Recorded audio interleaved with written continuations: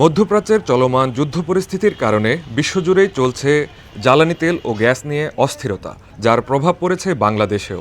জ্বালানি তেলের দাম বাড়ানো না হলেও সরবরাহ এখনও স্বাভাবিক হয়নি, যার কারণে রাজধানীর ফিলিং স্টেশনগুলোতে এখনও দেখা যাচ্ছে অতিরিক্ত ভিড়।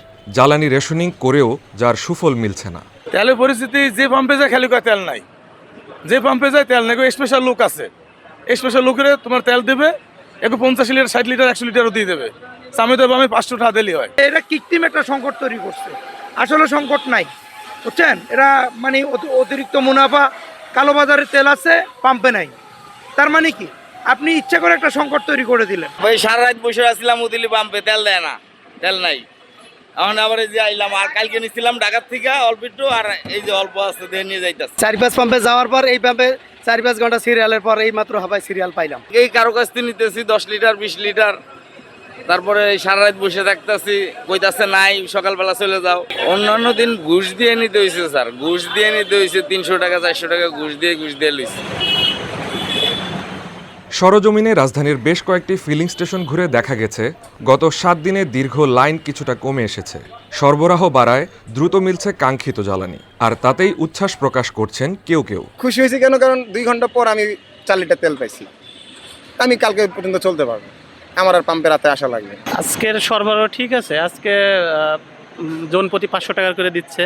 তো আমি এর আগে নিয়েছিলাম, আমি বেশি তেল নিই নাই, 500তে আমার হয়ে যাবে। 3000 টাকার তেল দিছে আমাকে, তারপর আমি রিকোয়েস্ট করছি, করার পরে বললো যে না 3000 করেই। তা 3000 দিল, আমি এতে আলহামদুলিল্লাহ খুশি।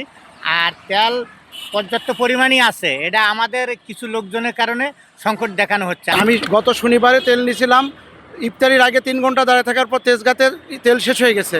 তারপরে এসে ট্রাস্টে দাঁড়াইছি ইফতারির পর, আবার 3 ঘন্টা, মোট 6 ঘন্টায় আমি 300 টাকার তেল পাইছিলাম। এই কয়েকদিন সেটা দিয়ে চলছে।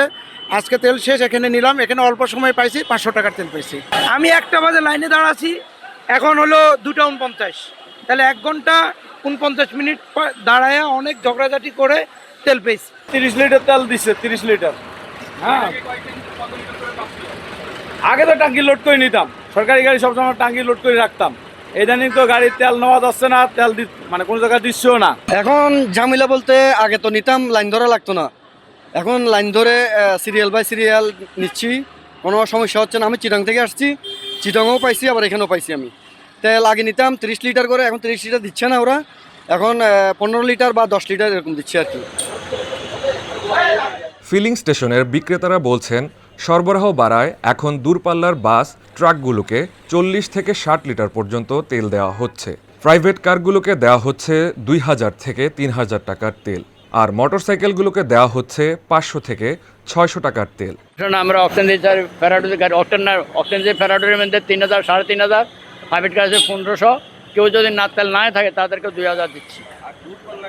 দূরপাল্লা যাদের তাদেরকে ট্রাক পিক আপ ওগুলা দিতে আসছি 40 লিটার 50 লিটার করে, আর বাসগুলো বড় ট্রাক হলে ওগুলো 60-70 লিটার করে দিই। গাড়িতে 3000 2500 2000 এইভাবে দিতেছি, আবার অনেকে কমও নিতেছে। মোটরসাইকেলে 500 টাকা দিতেছি।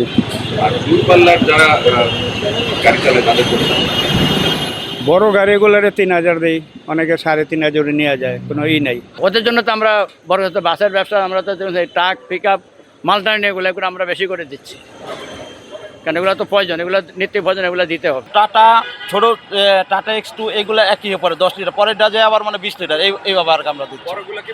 হ্যাঁ, 20 লিটার 30 লিটার 40 লিটার 70, যে যেরকম আর কি পাবে ওরকমই তো। এদিকে দেশের জ্বালানি তেল নিয়ে যে অস্থিরতা, তার দায় পুরোপুরি বিপিসির কাঁধে চাপালো পেট্রোল পাম্প মালিক সমিতি। 12 মার্চ রাজধানীর একটি হোটেলে আয়োজিত এক সংবাদ সম্মেলনে সংগঠনের নেতারা বলেন, আমলাদের ভুল নীতির কারণে ভোগান্তিতে জ্বালানি তেলের গ্রাহকরা। ভাবমূর্তি ক্ষুণ্ণ হচ্ছে নতুন সরকারে। এই ব্যবসাটা একমাত্র 100% আমলাতান্ত্রিক জটিলতার কারণে আজকে এই অবস্থায় উপনীত হয়েছে। আমি 100% দায়ী করবো এই আমলাদেরকে, যারা রুট লেভেলে কোনো ইনফরমেশনকে কোনো কগনিজেন্সিতে নেয় না, তারা তাদের মতো এসি ঘরে বসে বসে সিদ্ধান্ত নেয়। বাস্তবতার সাথে এর কোনো মিল নেই। আপনি রুট লেভেলের ইনফরমেশন যদি না নেন, এটা ভুল হবে সিদ্ধান্ত, এবং সেই ভুলই হচ্ছে। সরকারকে একদম সাবঅর্ডাইজ করা হচ্ছে, কারণ আপনি তেল না পেলে, আমাকে তেল না দিলে জনগণ কি বুঝবে? তেল নাই, সরকার দিতে ব্যর্থ, এটাই তো প্রমাণ হবে, এবং তাই প্রমাণিত হচ্ছে। সারা দেশে পেট্রোল অক্টেনের প্রকৃত ঘাটতি নেই, একেবারে জিরো ঘাটতি, কোনো ঘাটতি নেই। কারণ সিলেট গ্যাস ফিল্ড থেকে উৎপাদিত কনডেনসেট পরিশোধনের মাধ্যমে দেশের মোট পেট্রোল অকটেনের চাহিদার একটি উল্লেখযোগ্য অংশ, মানে প্রায় 80%। তো এই জন্যে পেট্রোল অকটেনের কোনো সংকট নেই, এই পণ্যের সাথে যুদ্ধের কোনো সম্পর্ক নেই, বিধায় পেট্রোল অকটেনের রেশনিং বন্ধ করা অত্যন্ত জরুরি। অনতিবিলম্বে সকল পেট্রোল পাম্পকে তাদের চাহিদা মোতাবেক হয় তেল দেন, আর না হলে ওনারা এই তেল দিয়ে বন্ধ করেন। দেশের জ্বালানির ক্রমবর্ধমান চাহিদা মেটাতে এবং সরবরাহ স্বাভাবিক রাখতে শুক্রবার ও শনিবারও ডিপো খোলা রাখার ঘোষণা দিয়েছে সরকার।